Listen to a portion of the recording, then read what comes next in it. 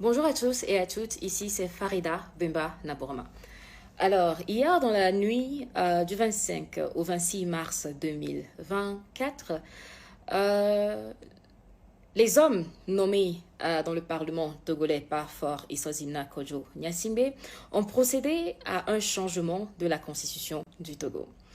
Ce n'est pas la première fois que le Togo subit ce type de coup de force de la part du régime despotique le plus ancien du continent africain. Ça fait 59 ans que nous subissons les humeurs de ce régime sanguinaire qui, à plusieurs reprises, a décidé de changer notre constitution et d'y introduire des tests qui vont à l'encontre même des principes auxquels adhèrent les populations togolaises. Je rappelle que la première constitution du Togo a été adoptée en 1992 suite à un référendum après des années de luttes ardentes qui ont conduit éventuellement à une conférence nationale souveraine avec l'introduction du multipartisme. Eh bien, cette constitution a été changée en 2002 par Eyadema Gnassingbé, quelques années avant sa mort, parce qu'il voulait y retirer la limitation des mandats afin de rester au pouvoir pour le reste de sa vie. Il a réussi en 2005, il est décédé, son fils a pris le pouvoir par coup d'État, a refusé de retourner à la constitution de 92 comme l'exigeaient les populations togolaises et après pratiquement presque 10 années de résistance, les populations togolaises se sont mobilisées comme un seul homme pour protester et demander la fin du régime cinquantenaire des Gnassingbé et exiger le retour à la constitution de 1992. Cette manifestation des populations togolaises a choqué le monde parce que généralement, les gens pensent que les populations togolaises sont des gens passifs qui acceptent le dictat, alors que ce sont des gens qui ont toujours été sauvagement réprimés par ce régime extrêmement violent et hautement militarisé.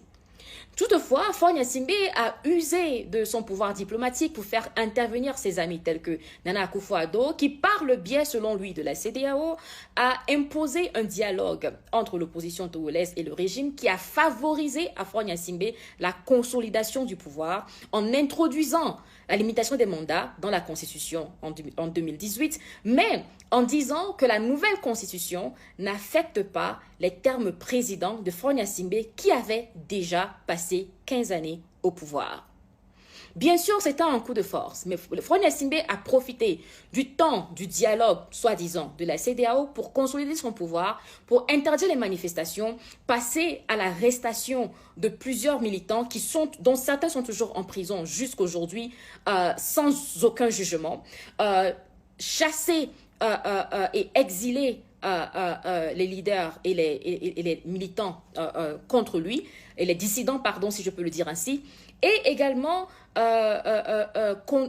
il est allé jusqu'à interdire les manifestations au Togo et à ce jour, elles demeurent interdites. Mais Faure Gnassingbé voit qu'il y a un sentiment de colère qui monte non seulement au Togo, mais un peu partout en Afrique, contre ces régimes qui ont été imposés au peuple par les puissances coloniales. Parce qu'Eyadema Gnassingbé, son père, a pris le pouvoir quelques années après le tout premier coup d'État qui a été commis en Afrique en 1963, quand il a été recruté et payé par Charles de Gaulle pour assassiner Sylvanus Olympio, parce que celui-ci avait initié la création du franc togolais. Le 12 décembre 1962, le Parlement togolais sous Olympio avait voté un projet de loi pour initier la création du franc togolais, exactement 30 jours plus tard. Dans la nuit du 12 janvier au 13 janvier 1963, des anciens soldats de l'armée coloniale française ont été envoyés à son domicile pour l'assassiner, dont Gnassingbé Eyadema, le père de Faure Gnassingbé. Nous avons subi le dictat de la France à travers les Gnassingbé pendant plus de 50 ans.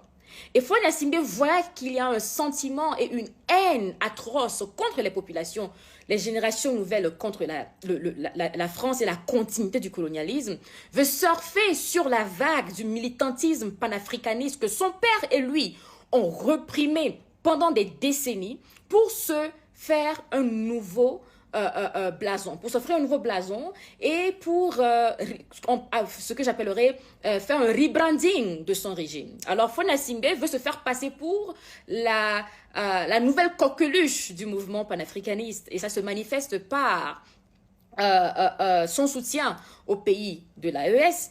Toutefois, même si les populations togolaises sont extrêmement en solidarité avec les peuples de l'AES et soutiennent leur combat contre la domination française, ce n'est pas pour autant que nous acceptons que Faure Gnassingbé, qui nous a privés de notre liberté, a favorisé notre domination, exploitation et oppression par la France pendant des décennies, veuille se faire passer pour la coqueluche du mouvement panafricaniste. Mais Faure Gnassingbé s'est entouré de personnes clés pour favoriser son rebranding. Il a fait venir des gens de gauche à droite, il a financé des projets qui essaient de le faire passer pour ce leader-là qui aussi aspire à une Afrique libre, à une Afrique forte, à une Afrique souveraine, quand nous tous savons que tout ce qui l'intéresse, c'est de conserver le pouvoir.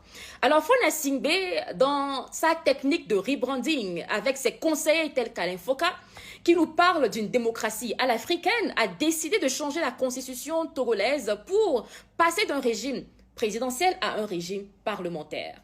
Dans le fond, je ne suis pas contre l'idée d'avoir un régime parlementaire, parce que nous avons certains pays dans lesquels ça fonctionne très bien. L'Angleterre, par exemple, en est un exemple aussi. Toutefois, dans le cas du Togo, Faure Gnassingbé a été malin comme à l'accoutumée. Il a procédé à des découpages électoraux extrêmement abusifs, attribuant aux communautés qu'il pense lui sont acquises et à des régions où il a la facilité de frauder, leur attribuant de très grands nombres de députés et attribuant un très faible taux de députés aux régions où les gens lui sont ouvertement opposés.